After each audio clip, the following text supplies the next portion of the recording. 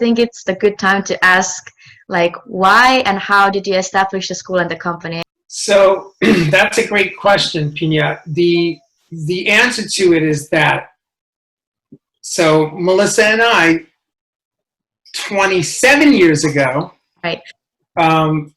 Retired from being professional dancers.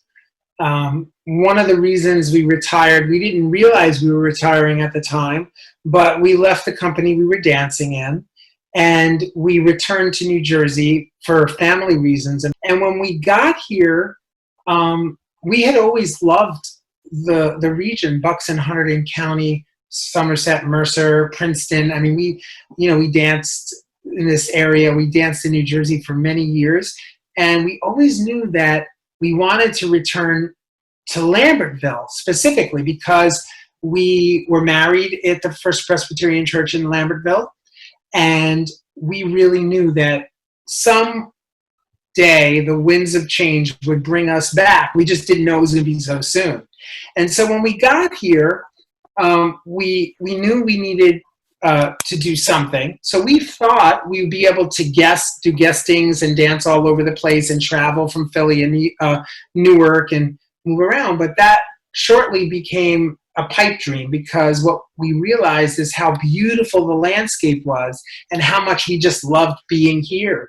So we started, Melissa and I both took on 2 or 3 jobs in order to pay and save enough money so that we could also pay for rent for our first dance space, which was actually at the mill, at the Prallsville Mill in Stockton, New Jersey. I think the first enrollment that we did, we had like 5-6 students, and then 5 or 6 students turned into 25, 50 students. 50 turned into 100 students, and we were busting the seams at the old mill in Stockton. And we realized that we needed to have a different space. And right at that same time, we mounted our first production of the Nutcracker. It was in our first year of the school. And we put together a little Nutcracker production, and we performed it at the Delaware Township. It was the East Amwell Elementary School. We did our first production of the Nutcracker, and there were 2 basketball hoops up in the sky, and that's what we did. And that turned into the production that you know now, which is like $1 million production, and with a production values of almost $1 million, right? And our school slowly built. We actually, the space that we're in at the Canal Studios, we built with our own hands. Everything from the sheetrock walls going up to the dance floors, the $50,000 dance floor, sprung floors that are there. And the youth ballet that we started was called, originally the Roxy Ballet was called the Hunterdon County Youth Ballet. And it was made up of like 10 or 12 young aspiring dancers. And a lot of those dancers went on to do really amazing things. Some of them went on to become professional. And then we were like, Melissa, we really have something here. And let's keep going. And so then we started, the youth ballet turned into the Roxy Ballet. And the way that happened is, at the time, the board that was running the company said, you know what, we really want this company to be like a major regional ballet company. And what do you think of it being your name? Why don't we just use your name instead of the Hunterdon County Youth Ballet, which seemed like a regional, it was a little bit different. So I said that would be great. And that year, we hired our first crop of professional dancers. And we've never looked back. And today, we employ 16 dancers. We've hired dancers from all over the world. Roxy Ballet was founded in 1995 by Mark and Melissa Roxy to deliver artistic and cultural excellence by bringing high-quality performances to patrons as an all-inclusive organization, fostering a creative environment of growth for artists of all levels, and to preserve and advance the fine art of dance for generations to come. Roxy Ballet fulfills our mission by creating, producing, and performing choreography, formally teaching dance through our affiliated school, and providing highly acclaimed arts education in schools and social service settings. Roxy Ballet is building bridges through dance, through its commitment to customizing programs to the specific needs, capacities, audiences, and desired outcomes of our engagements. We thank you for your patronage.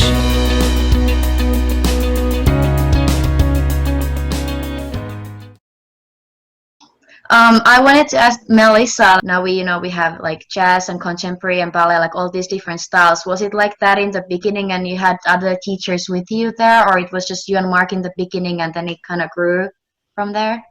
Yes, so it was Mark and I in the beginning, but just as you know, the dance world, as large as it is very small. And so through different colleagues of ours, we were able then to offer jazz classes, tap classes, being where we're located, fairly close to Philadelphia and New York. It was quite easy for teachers to come out, to be able to instruct our students in various dance forms. So really it was quite in, the infancy of the school that we started offering different varieties of dance. What was like some kind of a highlight moment? I mean, I'm sure there are many. Can you share just like a couple like good memories or moments that you have had with the company, or what the company has accomplished? Because it has got there are so many great memories that I have. But I guess what you're asking is like memories like, the Roxy Ballet performing at President Obama's inauguration. Like, that's something that till the day I die, I will never, ever forget that. How was it organized? How did you get to that performance?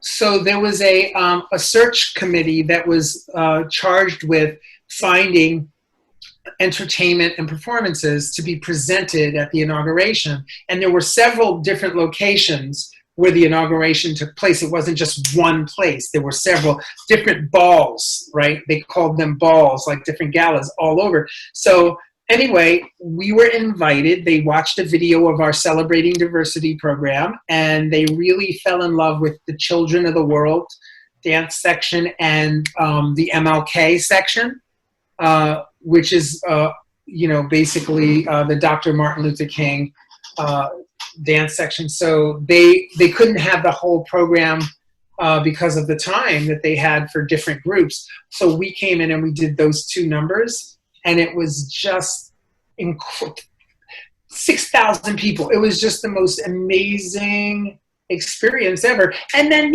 other things, of course, performing in New York City and being able to be presented at the Joyce Theater was really, that was like a time in the company where the company was touring a lot.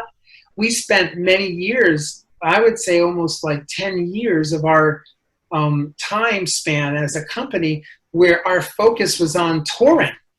And we were not what we are today, meaning the company today is very different than it was then, because our sole goal was to tour as much as we can, like to tour and perform in Washington or perform in New York or perform up and down the East Coast or wherever we could go and deliver our performances that way.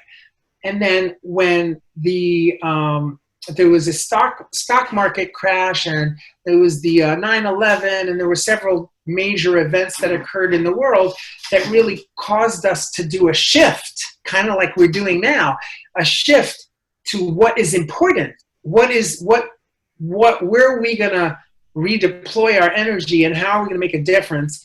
And one of the things that came out of those discussions was that we are a community-based organization, and we are here to focus on New Jersey, number one. We are for New Jersey and Pennsylvania and New York, but really New Jersey needs Roxy Ballet.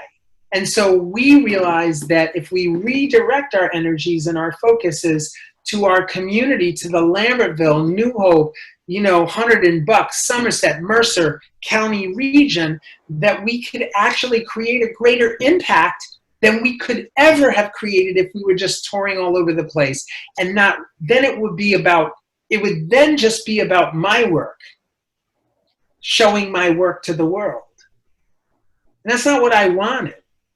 I don't want to show my work to the world. My work is part of what we do, but what I want to do is make a difference in our community and have our company be a company that is reflective of the community that we serve.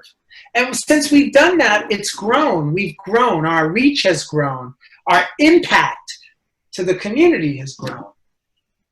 Right. I wanted to ask Lise, because you've been with the company for a long time. Can you tell a little bit about that, like how long you've been with the company and what has been your work with the company? Sure. So I first heard of Roxy Ballet the first year I moved to New Jersey in 2009, 2010, when I was actually working for another dance company that's now defunct.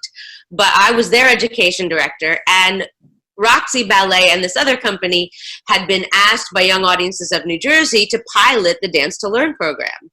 And when we were in talks with them, they were like, you and Roxy Ballet and Free Space are, going to pilot this Dance to Learn program. And I'm like, what is this Roxy Ballet? I didn't understand what that was. I was like, I just got here from, another state, and I was working with this dance company that was very ballet.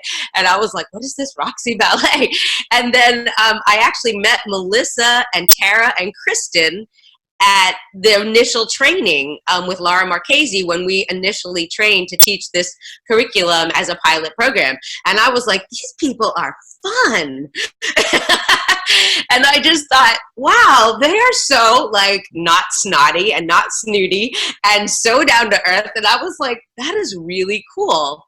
And then a couple of years later, at an annual Dance New Jersey meeting, Mark was presenting. He was a presenter for the meeting, and he was talking about disabilities, and he was presenting a piece with Rebecca in a wheelchair, and had the company come in and perform, and he talked about disabilities and sort of his belief in the company. And I was like, oh my God, I love this person.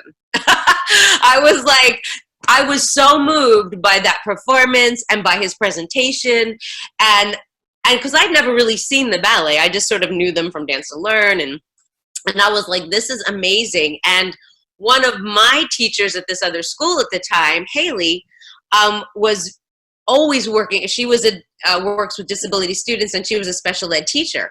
And I said, you need to work for Roxy, because that's what they do.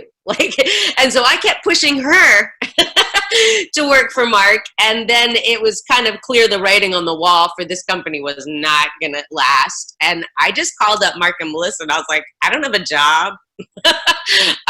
Do you need me? I don't know. Can I help you? And they were like, sure, come on in. And I was like, oh my God. And so I've been there ever since. That was 2014. And so I've just been there ever since in different capacities. I mean, I've always kind of worked in education and outreach. There for a while, I mostly taught and wrote grants. I was lucky enough to be able to come in and choreograph Frankenstein for one of the seasons, which was great. And now I feel like I kind of have my niche. Like, I like doing the education outreach. I like helping with the production end of it. I like doing the box office and the front of house. So I kind of feel like I have, I kind of have a better idea of what I do for the organization. But I've always just loved working for Mark and Melissa. I believe in what they believe. I believe in their humanity, and I believe in their vision, and their vision to make dance for everybody and to build bridges through dance. I just think that's so important. And, it's not about the aesthetic. It's about the reaction. Right. Wow. Thank you, Lise. That was amazing for you to say that. And it's about the impact that it has and what it does for the lives of others. How it makes a difference in the lives of other people is really the most important thing. That bright light. Sorry, I was trying to find light.